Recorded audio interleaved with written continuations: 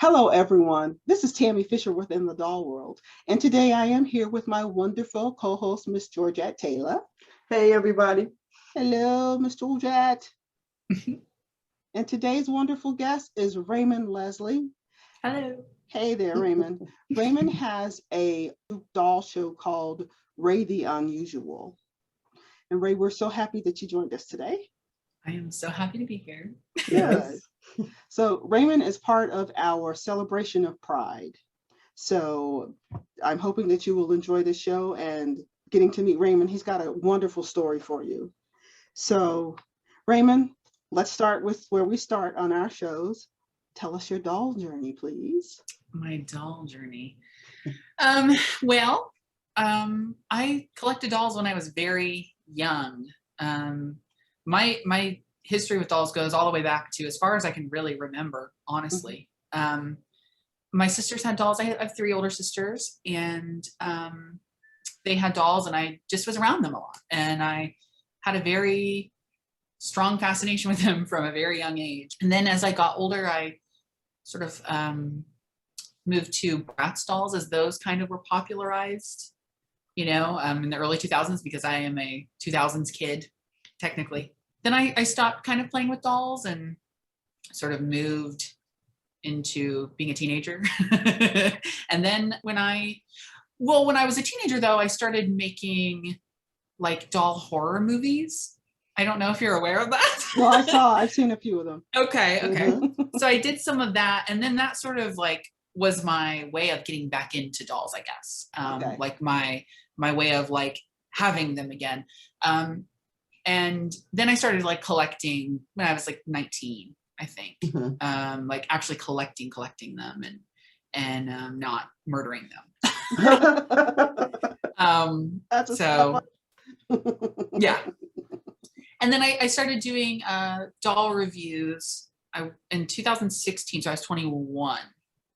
So I've been doing it for 5 years now, almost. Oh. So that's cool. Yeah, I guess that's like the cliff notes of my doll journey. Okay, so that's cool. So you said you started out, you've always played with dolls. And so how did that impact your life? Being a little boy playing with dolls, how did your family feel about that? It was hard. It was very hard.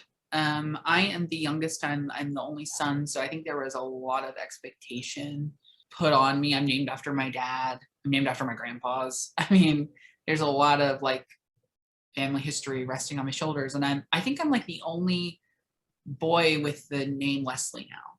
So, so that's like a big thing. And for some families it is.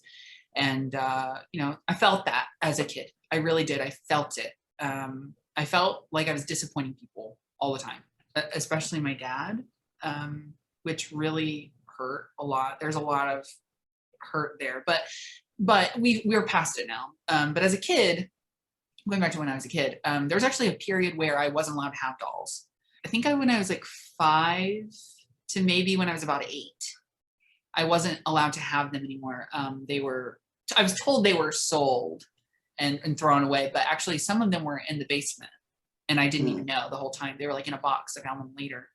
And some of them were my mother's too. So they were from like the 60s and 70s. Yeah, it was hard. My dad would, be upset that I had dolls. My mom would get me dolls, but I could tell that, she worried for me and that I would be bullied. And I could tell that there was a lot of tension between them about it. And then fast forward to like my grandparents were very supportive about my dolls. They were very, very supportive. My grandma, especially, my Grammy is like my biggest supporter. She used to get me dolls and we would like go to the store and I'd pick out a doll. And I remember to get me to feel comfortable with it, we would like talk about it in line, like, oh, we're picking it out for your friend's birthday, to kind of get me feeling okay to do it. And then we got to the point where I didn't feel like I needed to do that anymore. But that was something that we did to help me cope with it. And when I go out to her house, we would, she would, when I wasn't supposed to have the dolls, she would take them out. She had some hidden away, and we would get them out, and she had them in like a Tupperware container, like in her cold room in her basement, like under some paper towels. So it was inconspicuous. And we would play, and we would make clothes out of socks, and like, it was like the best place. It was the best place. And she was so supportive of everything. And of course she worried for me, but she wanted me to be happy. That was all that mattered to her. So and that was your mother's mother or your father's mother? My mother's mother. Yeah. Okay. Okay. Yeah. So when you say that people were worried about you, what were they worried about? I think that I would be picked on, that I think they were worried about what other people think, really. Okay. And I think they were concerned that I would be gay, and you know, I'm the trailblazer of the family. I'm the first one. So you know, so there has to be one, and I had to be it, you know. But yeah, there really wasn't an example for me in my family, and I kind of had to be that. But you know, it's funny because like my aunt, my dad's sister, she is like a hippie and like lives in Vermont. It's like, you know, lives off the grid. Like, she's so amazing. And her two daughters are actually lesbians, but I didn't know them as a kid. They weren't around, you know, because they live in Vermont. So I didn't know them, but you know, they were the other LGBT family members of mine. Mm-hmm. And I still don't know them. I don't know them. So, but my aunt's, you know, she's really nice, but really it was like I was the only one, and I felt that. I really did. Even as a kid, you know, people treat kids like they don't know sometimes, like, oh, you don't know what you feel. No, I knew what I felt for my best friend in second grade. Like, I knew that I liked him more than a friend, you know, and I knew that it tore me up inside because I wasn't meant to feel that way according to people. So it was very hard. It was, and it just like built, you know, it just built and built and built until I was in like middle school, and I came out on MySpace in like a moment of anger. Some kid was making fun of me, and I said, yeah, I'm effing gay, so what? And I put it on my MySpace status, and that was my status. And then all my family members were calling, and yeah, you know, it was what did you say? It was big dramatic moment. I was in 8th grade, and I had come out to like a couple friends, like close friends before that, but I did not. And it was very like, look at me, come on. I mean, I didn't look this way, but I was very obviously gay. And so you're about 13?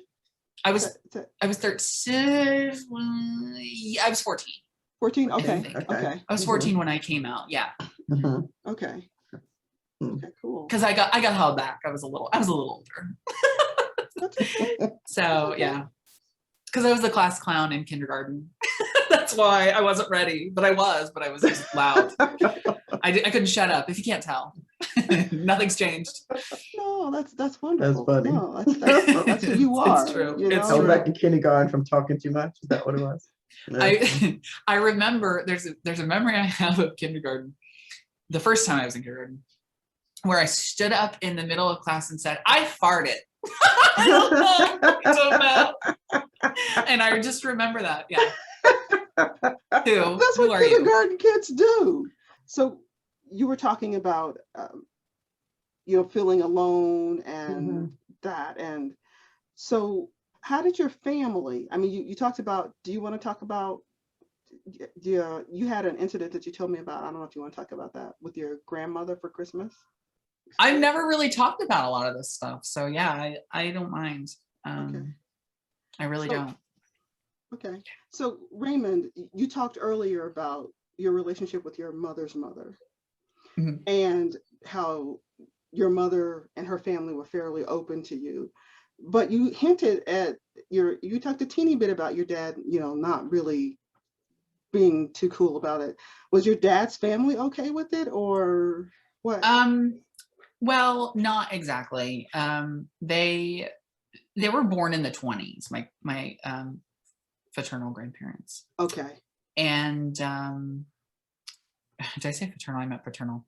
So they, they were a little more old fashioned. Like my grandpa was, a war veteran. He was in World War II, and Okay. he had he was like a prisoner of war, and Wow. there's a lot of macho like energy coming from that.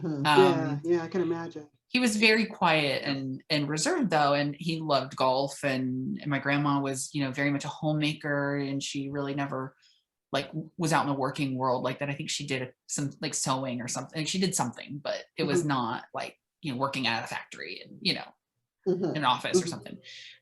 So they were very much old fashioned, and it's kind of funny because my maternal grandparents were very similar, but they were younger. So, but anyway, so I remember one Christmas, my aunt called, and she was at I think like Big Lots or something, and she was picking out Christmas presents for my grandma. And I think this was after my grandpa had passed away. So this was like 2005, maybe. So like Christmas 2005-ish, something like that. So sorry, how old were you in 2005? I was 10. Okay. Okay. I was a baby.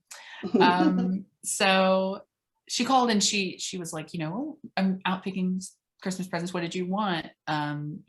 She's talking about my cousin getting a Bratz doll, and I was like, oh, I want a Bratz doll.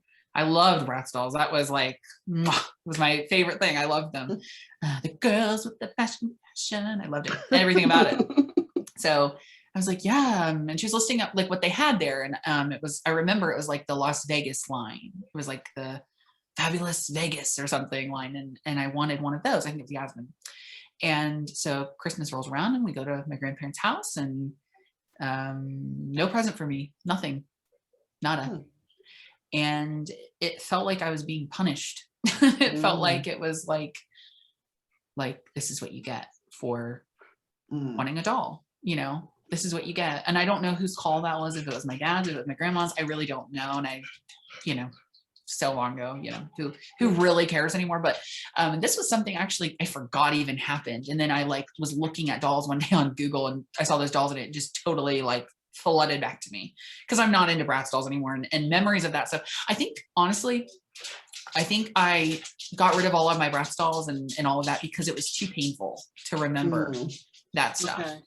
And I moved to the 80s where I, thrive. But yeah, Bratz dolls bring back a lot of memories, good and bad, mostly crappy ones. And so that's one instance of like something happening like that. In comparison, my Grammy took me out for passing, I think, 3rd grade. I like did really good on some tests, and she got me the Happy Family grandparents. She got me both of them, and they were like $20 each. And she was like, whatever, we'll just get them.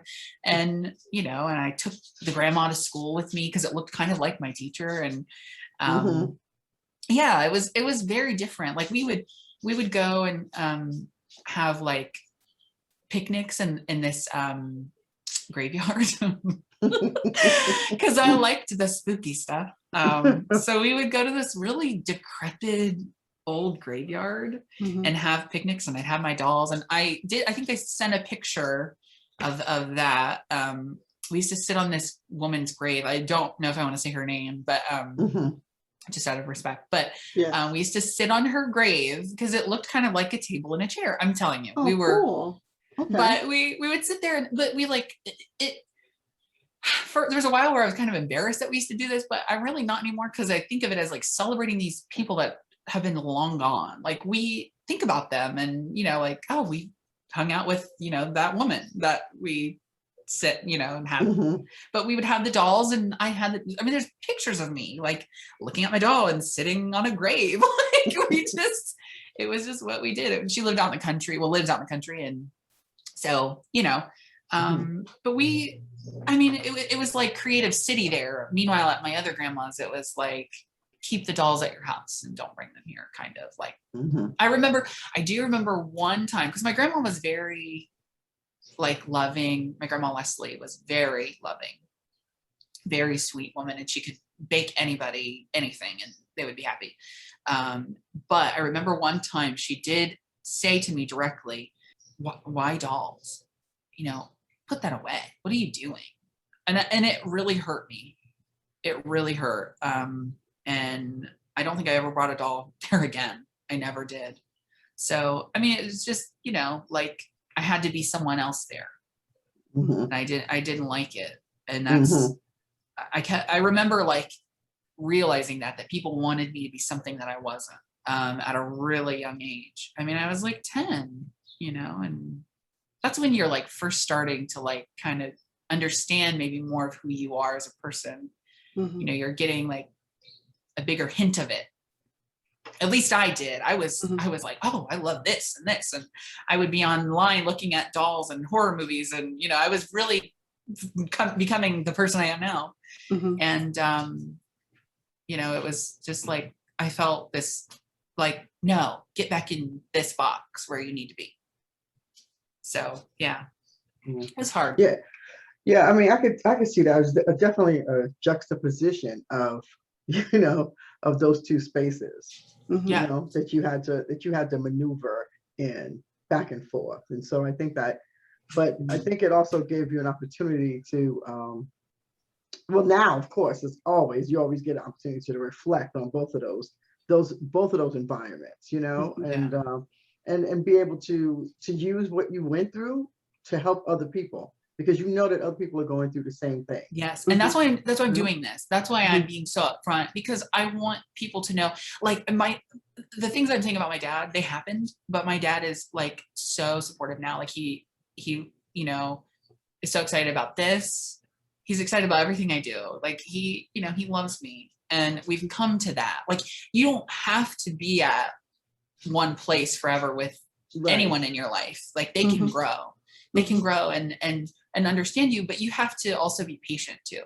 Like I've learned that I had to be patient. I had to like help my dad and help him grow as a person, and overcome his biases and his feelings that were, you know, outdated, frankly.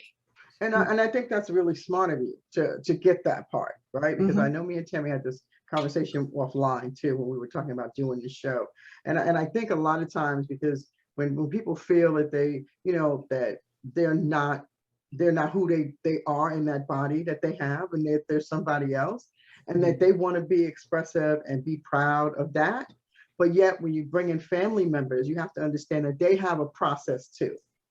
To go through, because as parents, you know, we have expectations of how whether it's right or wrong, but we have expectations of what we think our children should be, you know.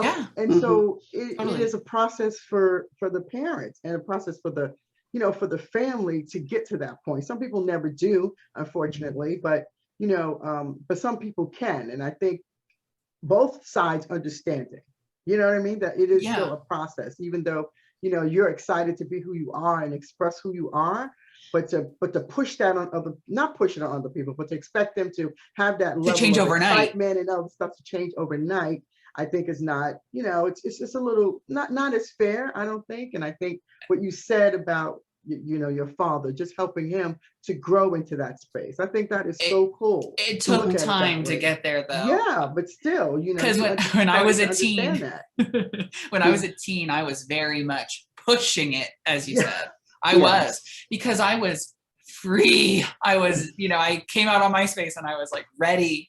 I was so ready to like just start teasing my hair and wearing this and doing that and dating boys. And I was ready like that day. Like, here we go. I'm ready. You know, I'm ready.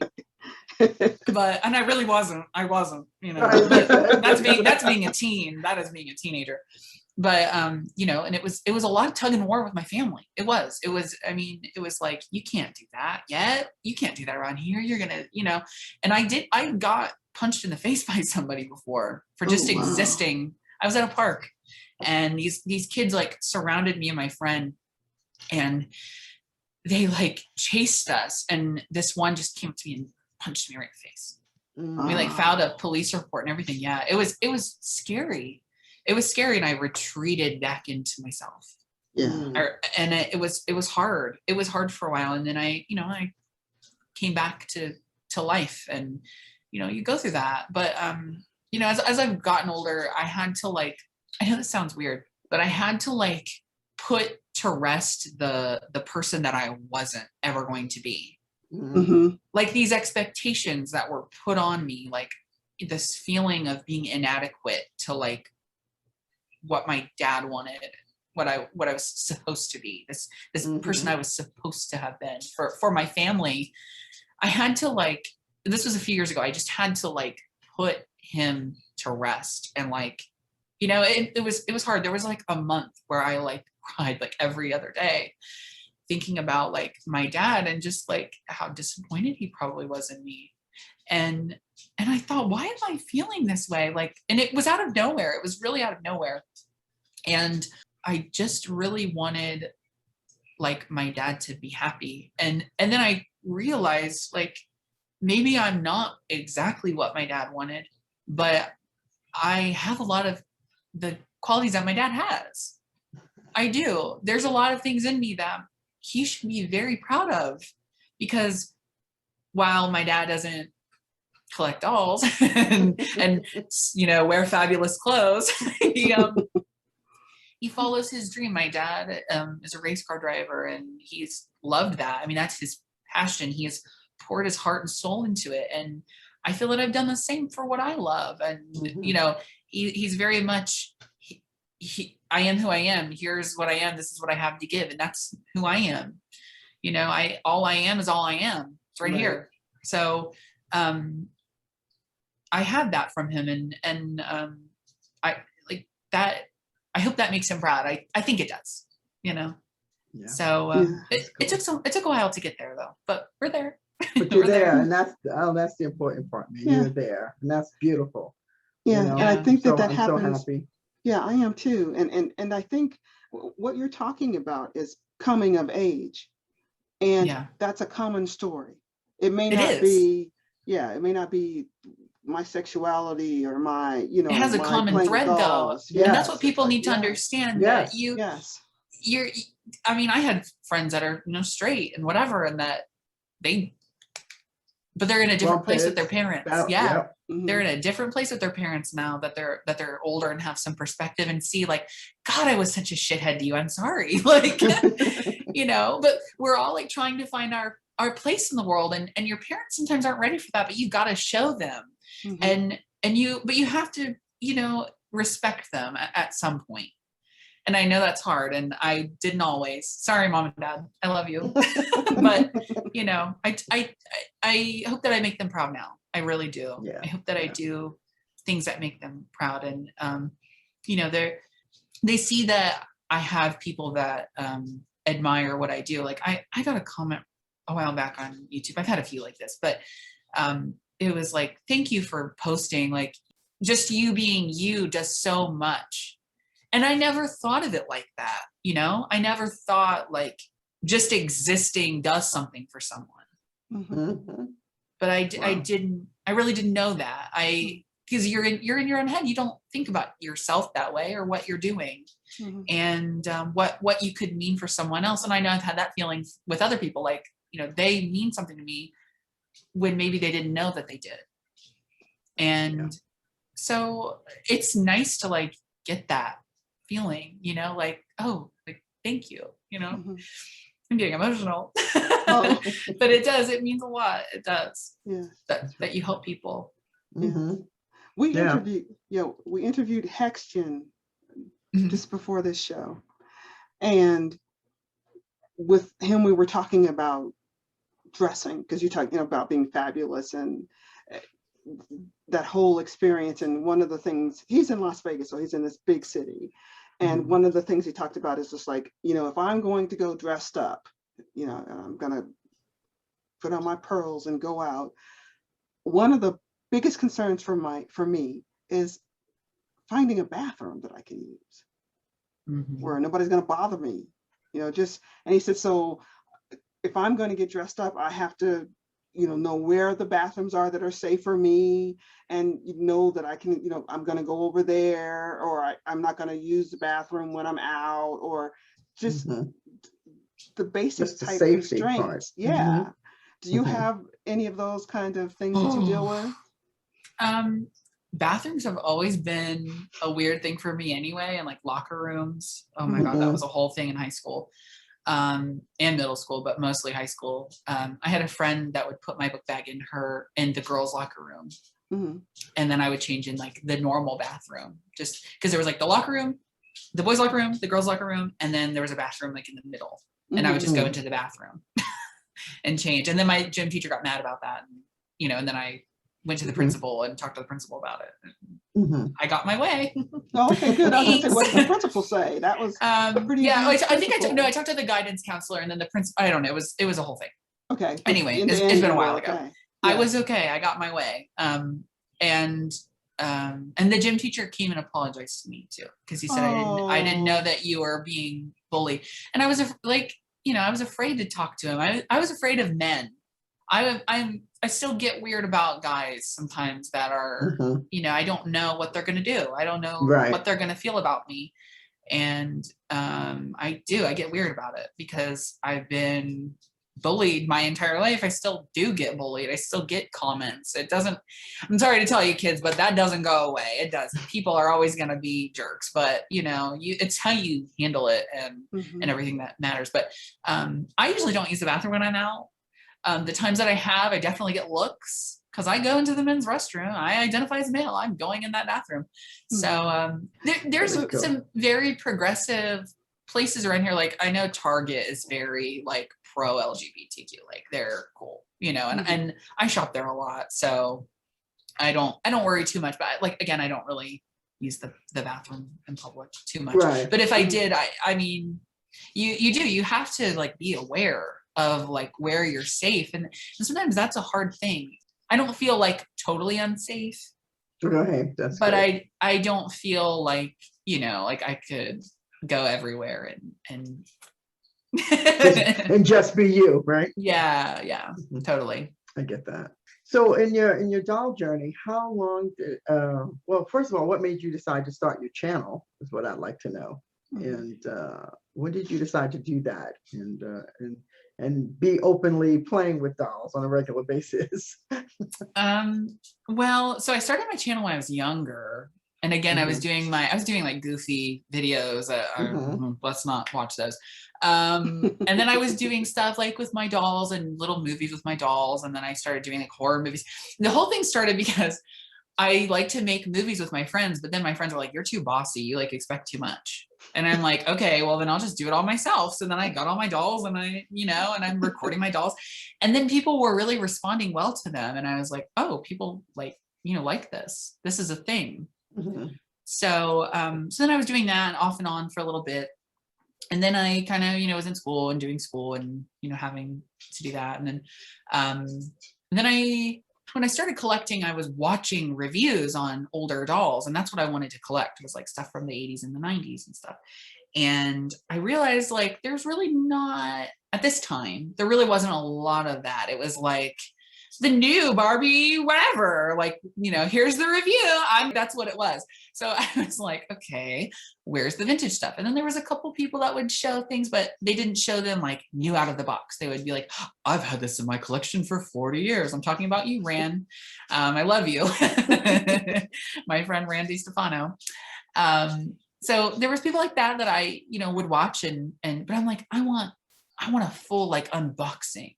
Like that was when that was really taken off, was like unboxing videos. Oh, here it is. So I worked up the courage, and it was hard.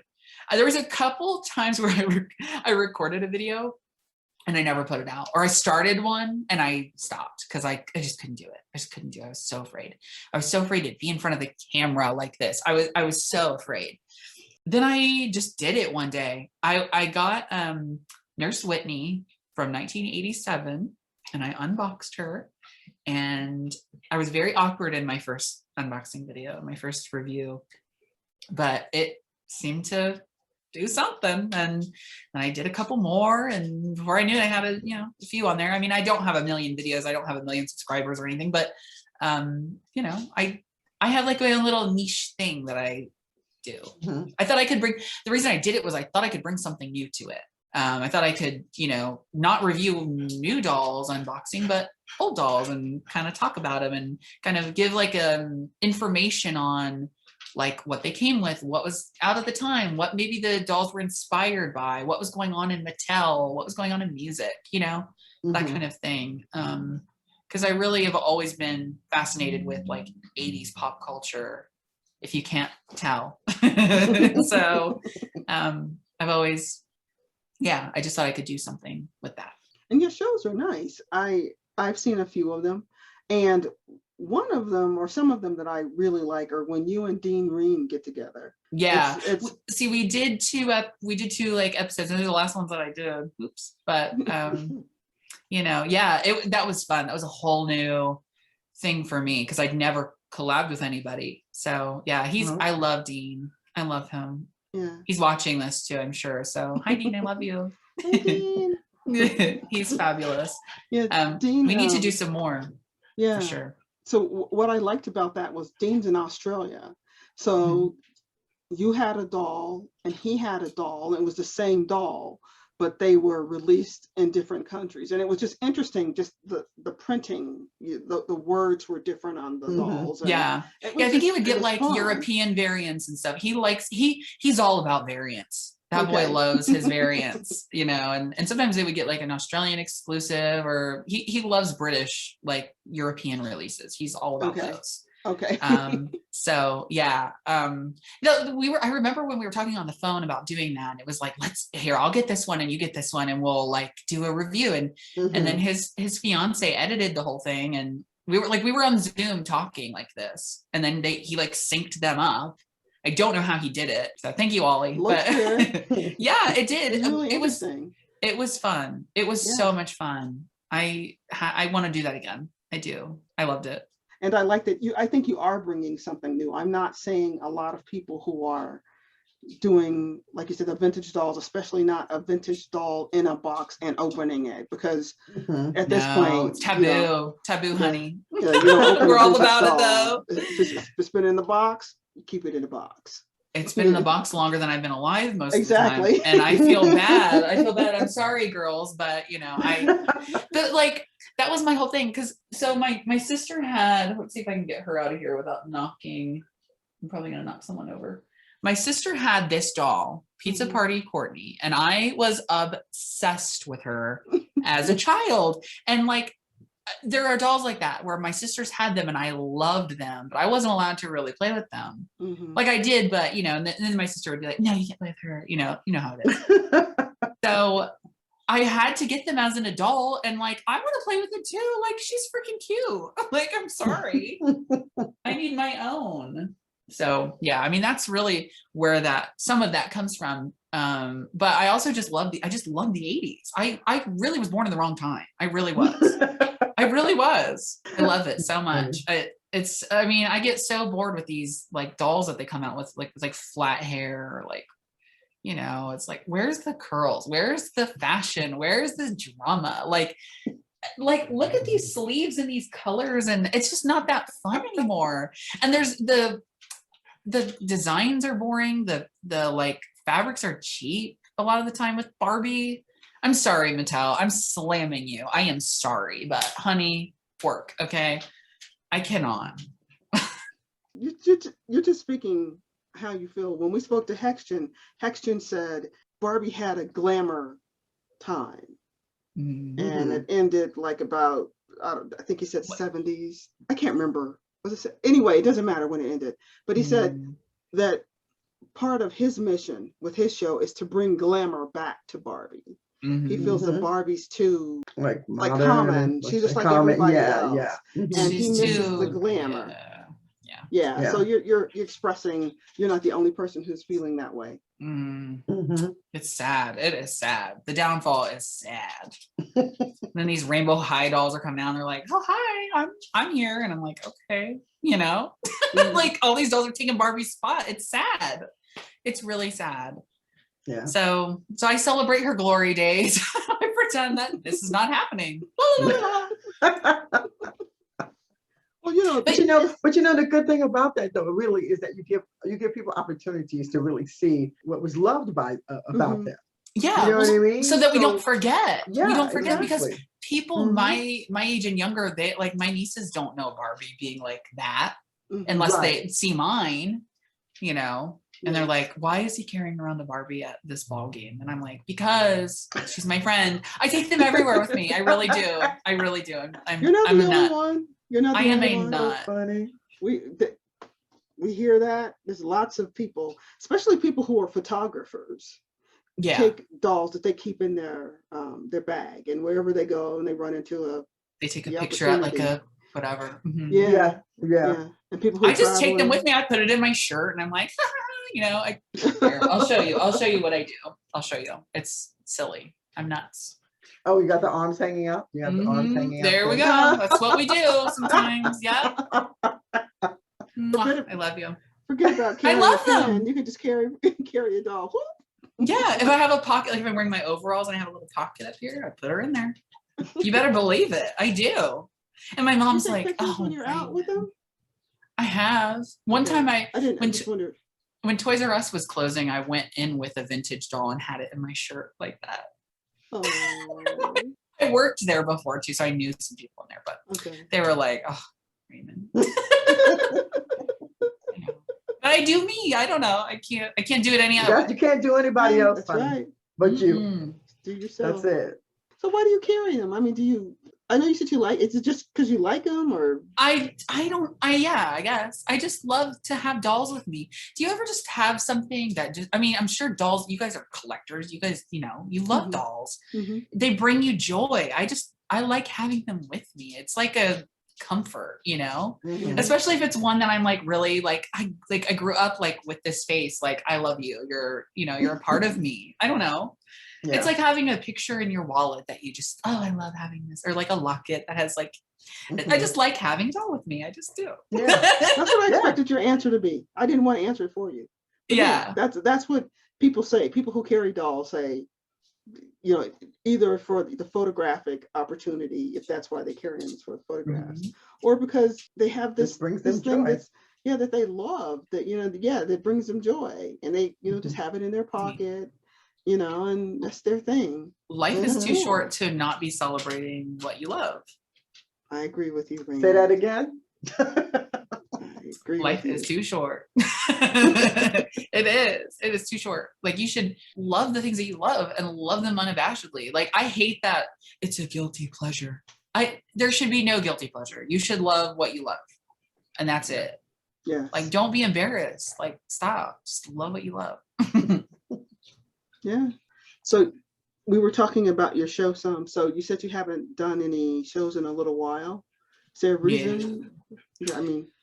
Well, I'm working from I babysit for my nieces. Since COVID and everything, my sister works from home, so I've been helping her out, and I kind of like, I don't know, I felt like there was a while where I felt like really out of the loop with like the doll world. Like I felt very like irrelevant and like, why am I doing this? Like people don't care. And then I was reminded constantly by people like, where's your videos? We miss you. We love you. And I was like, I didn't realize that I meant that. This is when I had this like epiphany, like, oh, I mean something to people. But, I've just been busy, and I work for the singer, and I've been promoting her album and, all sorts of stuff. So I've been doing that. And that's kind of been my focus, but I love dolls. I bought a camera recently. I've been taking pictures and stuff, and, trying to like, cause it's, I mean, you guys have kids, like it's hard to like, I'm with them a lot. Okay. I'm with them all the time, and it's a lot. You don't have time for nothing else. And when you do, you want to go to bed, or you want to have some wine and watch TV. Like you do not want to get in front of the camera and be like, hi guys, it's me, Raymond. I'm here today. Like you don't want to do that. And I'm sorry. I love doing it, but there's a time and a place, and lately has not been the time or the place. Got it. Are you planning on at some point to, getting back to that? I would love to. When I think when things kind of go, because there's things opening up around here again. I've had my first COVID shot. I'm going to get my second one actually this weekend. Okay. So like, you know, things are going on, things are kind of moving. And I think my sister, like, she might go to work from home now. So I hope that I can, like, from her home. So I think that I might be able to start doing some things again if I have some more time to do it. Uh-oh, there's my dog. Uh-oh. Okay. And I couldn't even look at my dolls for a while. I was like, I love you guys, but like, stop, because I can't do a video on you. Leave me alone. I'm tired. You know, seriously, it's so tiring. It is so tiring. So you sound like a parent of a young child. That's felt like it. I call myself Uncle Mommy. Uncle Mommy. Uncle Mommy. Yeah. That's one of the things about COVID is there's the blessing has been and how and it has impacted, you know, some of these families have brought people together. You know, you're working from home, or you know, so here's Uncle You're Mommy. seeing a whole lot of each other. Yeah, and for better, for worse, but you know, it's definitely going to be for better, because think of all the memories you're making with your nieces. Yes, exactly. And I feel very close to her. I really do. And I feel like I've helped her like grow as a person in a way that I don't think I would have had COVID not happened. Because like her teacher gave her an award for like best writer. Like I helped her write. I helped her write all of her stuff. Yeah. So, you know, I mean, I was definitely a part of her kindergarten experience, and I'm proud of that. Like I felt accomplished when she was like reading on her own and like doing math problems and knowing what she was doing. Like it was like, wow, hard work does pay off. Like being a parent is rewarding in a way. Not that I want to be one. Not that I want to be one. Not that I want to be one. I'm happy being Uncle Mommy, you know, but yeah. But I love them unconditionally anyway. Yeah, we understand that. Yeah. That's wonderful. That's good that you can do that. That's really nice. Yeah. That you can do that for your sister. One's 2, one's 5, one's 10. So okay. There's an age range there. We got the sassy one, we got the little sassy one, and we got the baby one that poops and is sassy too. So it's fun. Sassy times 3. I love it. They are. Well, they take after me. I am Uncle Mommy after all. Yeah. That's so cool. Yeah. It's been so wonderful talking to you, Raymond. It's nice to see, you know, with this share, we wanted to be able to have some conversations with people about what's going on with them, about what's happened with their lives. I pray that when this series of shows is over, that the people who have followed them and listened to them or watch them will be more sensitive to people around them, you know, because what happens if you look at history, the other keeps moving, you know, so is the native people, you know, when the white people first came as the white people and the native people, and then the black people come, and then, you know, so the other keeps moving. So now one of the biggest others is the LGBTQ plus, you know, the queer arena. And at some point, it won't be that group of people, will be somebody else. You know, that's just how it works. But hopefully what will happen when this is over with is that people will understand you're not so much other. No. You know, we have so much in common. And I think the other thing is, you know, like people will say, I don't know if you've seen the artist Little Nas X, and people keep saying, why is he so gay? Why does he keep being so gay? And when you talk to people who are queer and who appear, because we can't always look at somebody and tell, but people who appear queer, their stories are, you know, they're paying to look queer. You know, they you know, you might enjoy looking the way you look and your makeup and whatever, but you got punched in the face. I did. Yeah. And that's totally the thing, is that people don't understand, like, do you think I want that? Like, no, but I would rather live an honest life, like be true to myself and what I want, because I've been on the other side of that. Like I was miserable, but like you get to the point where like, punch me, I'll still be this. I don't care. You know, like do what you're gonna do. I will still be this, and I will still be it. Like it won't go away. and I'll keep doing it. I don't give a shit. Yeah. You know? Yeah. Because Yeah, at that's the who end you of are. all of that, you are who you are. They cannot And- take that away from And me. people And they are won't, constantly and I won't trying let to them. make you something else. And that's never going to go away, right? Because it is who you are. Yeah. You know, like it's just like who they are. Like it's like, why do you keep trying to change people to have them be who you want them to be? Yeah. Because you know, it's just, That's why we're a rainbow, because we're so colorful. Like I feel like, you know, a lot of LGBTQ people are so like creative and they bring color to the world. You know, it's a different flavor, like, but it's the same. We're still ice cream. We're just a different flavor of ice cream. You know, so I don't know. I just think, you know, be nice to people. It's not that big of a deal. Like how much are we really talking about my sexuality here? We're just talking about me. So it's like, I'm a person. Like we're all just people. Don't you get that? We're all people. We're all spinning on this big old rock. Like that's what we're doing. Like let's just love each other and just be nice. Like it's not that hard. It's really not. It's really not that hard. No, it's not. And again, we go back to everybody wants the same thing. You want to be happy. I want to be happy.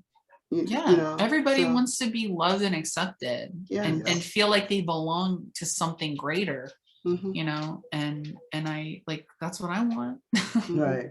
Yeah. And allow that space for somebody else to have that, you know, like why try to control that space for somebody else? That's just it's not right.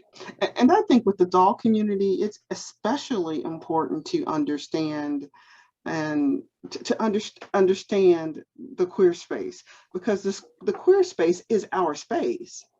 You know, you go back and you look at the dolls, and so many of the dolls, so many of the people who did the founding creators, things with artists, the dolls, so many of those people are queer. So how do you, we would have very different dolls if we did not have those people, you know? Yeah. So that's part of the celebration. We're celebrating dolls, we're celebrating doll creators, we're celebrating, you know, doll your advocates, voices. Voices. Yeah. And so, it would be a totally different celebration if we did not have the queer representatives in the space, because they have pushed the doll, you know, what dolls look like, you know, how they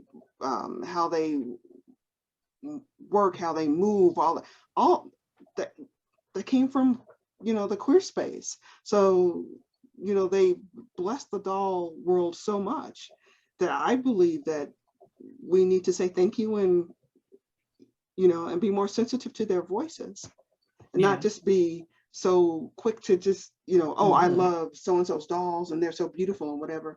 Yeah, but so-and-so's a person. But not like the person, you know, like what who they are, you know, like it's important. But you know, that's why we're doing the show, you know, because we want it to be that. We want it to be an opportunity for people to see the show, to see people talking about what they have gone through and what they continue to go through. So people can understand, you know, why would I want to inflict that pain on somebody else, you know, when they're just trying to, you know, be who they are and live their life and live their exactly. lives, you know? live and breathe and go through the day like everybody else. Yeah, exactly.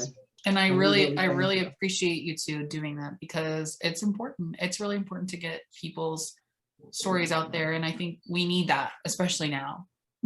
I think, and you know, it's wonderful that you're using your platform to do that, and I really appreciate you guys asking me to be on the show. I really do. Yeah, and we appreciate you joining. It's important. Yes to us. Yeah, your voice is important. Important that you share your story. Just kidding. Thank you so much. It's been a nice conversation, and I'm really proud of what you guys are doing. It means a lot. Thank you. And we're proud of what you're doing. Yes. But there are people out there who are looking at you and who are saying, I mean, who you're encouraging to just be free. And Yeah. I'm sure that there are going to be people who listen to the show who are saying, for whatever reason, I'm having issues with my parents or my siblings or whatever. And to look and see, you know, you and your father had this rocky, you know, path, but you two, through love, were able to overcome it. And that is possible, you know, and I think that people need to know that it is possible. It Yeah. is. So many It people is. feel it's not, you know. Time, I mean, time, it's such a cliche, right? That time heals everything, but it really can. It really can. Time and love and patience. And you just have to like let it happen. You can't like, you just have to respect people and understand that everybody has their own feelings at the end of the day. And as long as you can somehow find common ground, like it's possible. It is. Yeah. You know, because I never thought that I would be where I am with my dad and all of that. I never did. I thought it would always be that way, but it wasn't, you know, it isn't. That's so cool. Yeah, that really is cool. And you said he's happy with you having your, I mean, he's excited for you. Yeah. Oh yeah. My dad has plugged me before on, you know, he shared a couple of my videos before on his Facebook and okay, cool. So yeah, that's really, your dad's really supportive. Yeah. Yeah. There was a comment that he made on Facebook that, you know, what did he say? Who you see in these videos is who he is. And yeah. And yeah, so now it's like you feel that he sees you, right? Yeah, he does. He sees you. And that's all people want to have. He sees me for who I am. And loves you through that. Loves you. Yeah. That's so beautiful. Okay, I'm gonna cry now. So much. Okay, stop. I'm gonna cry. Yeah. So Raymond, thank you so very much for blessing us with your time and telling us your story, and thank you for your show and, you know, introducing us to some of the older dolls, you know, people haven't seen. And to Pizza Party Courtney. Yeah, that's right. Pizza Party Courtney. My girl, Pizza Party Courtney, my favorite doll. Well, thank you too. You both are beautiful. And I really appreciate you having me on here. Thank you. Yeah, and we think you're beautiful too, Raymond. Yeah, we both do. Inside and out. Stop it. Stop it. Tip me. Give me a tip. Thank you. So thank Raymond, you so much again for being with us in the dog program. Yeah, and really so where should people reach out to you if they want to see your show? I am on Instagram. That's where I'm probably most active, is Instagram. And YouTube. You know, I do check comments. I just don't post anything. So but I'm under RayTheUnusual under both of those. Yeah, one word, RayTheUnusual. RayTheUnusual, one word. Yep. Okay. Thank you so much, Ray. Thank you so much. Thank you. Sorry. Thank you. No, you're fine. You're fine. All right. Much love. Bye-bye, Raymond. Bye. Bye-bye.